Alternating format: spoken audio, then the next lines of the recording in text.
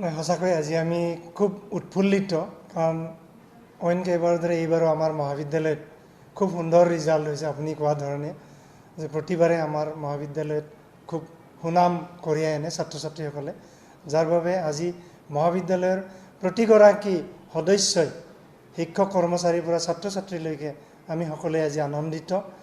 কাৰণ 215গৰাকীয়ে first division পাইছে আমাৰ ইয়াত, 53গৰাকীয়ে ছেকেণ্ড ডিভিজন, কেৱল 11গৰাকীয়ে থাৰ্ড ডিভিজন। আৰু আপোনালোকে ইতিমধ্যে গম পাইছে যে কৃষাংগী কলিতা তেওঁ ষ্টেট হায়েষ্ট মাৰ্ক লাভ কৰিছে, অসমৰ ভিতৰতে হায়েষ্ট 99 আউট অফ 100।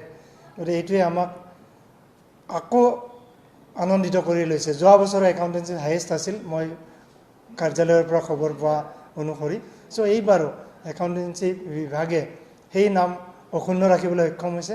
গতিকে মই কৃষাংগীৰ লগতে তেওঁৰ মাক দেউতাককো আমাৰ মহাবিদ্যালয়ৰ ফালৰ পৰা শ্ৰদ্ধা যাচিছোঁ, কাৰণ তেখেতসকলৰ অনুপ্ৰেৰণাৰ ফলতহে আজি তেওঁ এই ৰিজাল্ট লাভ কৰিবলৈ সক্ষম হৈছে। লগতে আমি সমূহ ছাত্ৰ ছাত্ৰীক, সংবাদ বন্ধু বান্ধৱী সকলোকে আমাৰ মহাবিদ্যালয়ৰ ফালৰ পৰা অভিনন্দন যাচিছোঁ, কৃতজ্ঞতা আৰু ধন্যবাদ যাচিছোঁ। কিয়নো আপোনালোকৰ আটাইৰে সহায় সহযোগ অবিহনে কেতিয়াও আমিও সঠিক ৰাস্তাৰে হয়তো আগবাঢ়ি যাব নোৱাৰিম। চ' আপোনালোককো ধন্যবাদ।